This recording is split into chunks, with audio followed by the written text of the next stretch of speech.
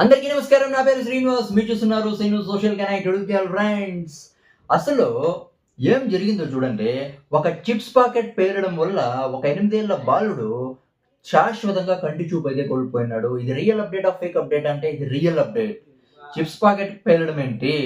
8 ఏళ్ల బాలుడు కంటి చూపు కోల్పోవడం ఏంటి అని చాలా అంటే చాలా డౌట్ అయితే వస్తుంది. దీని గురించి మనమైతే డిస్కస్ అయితే చేద్దాం.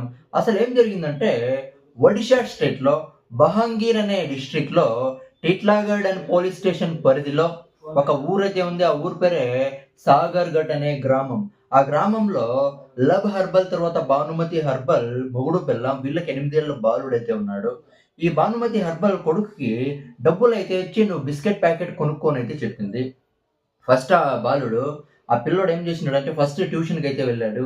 ట్యూషన్‌కైతే వెళ్ళి వచ్చే టైంలో రోడ్డు పక్కనున్న అంగల్లో అంటే ఒక చిప్స్ ప్యాకెట్ అయితే కొనుక్కుంటాడు. చిప్స్ ప్యాకెట్ కొనుక్కొని ఇంటికైతే వస్తాడు. వాళ్ళమ్మ భానుమతి హర్బల్ ఇంట్లో అంటే కిచెన్‌లో వంట అయితే చేస్తుంటుంది. కిచెన్‌లోకి పోయి తిందామనైతే కిచెన్‌లోకైతే వస్తాడు.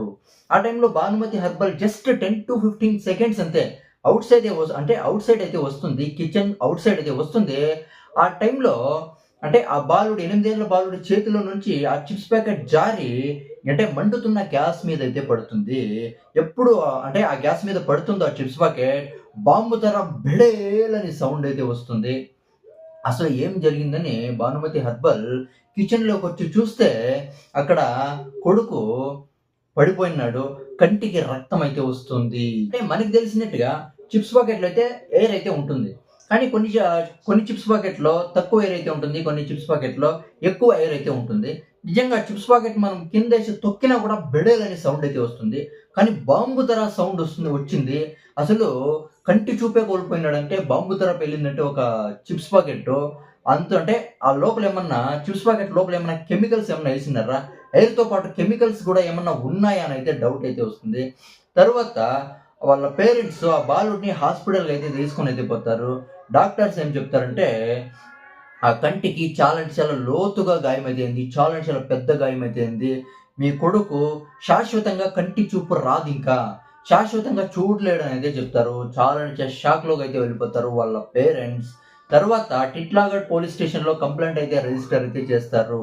చిప్స్ పాకెట్ పేలడం ఏంటి? కెమికల్స్ ఏమన్నా ఉన్నాయా చిప్స్ పాకెట్‌లో? అని కేసైతే పెడతారు. తర్వాత ఇప్పుడు కేసైతే నడుస్తుంది. ఇంకా ఎందుకు మనకొక డౌట్ అయితే వస్తుందిక్కడ.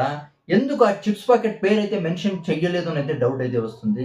కానీ చిప్స్ పాకెట్ పేరైతే మెన్షన్ అయితే చేయలేదు. ఎందుకంటే పోలీసోళ్ళు అంటే ఆ పోలీసులు ఆ కంపెనీతో కలిసి కుమ్మక్కై లంచం తినేసి కేసైతే మూసేస్తారనైతే మనకైతే డౌట్ అయితే వస్తుంది.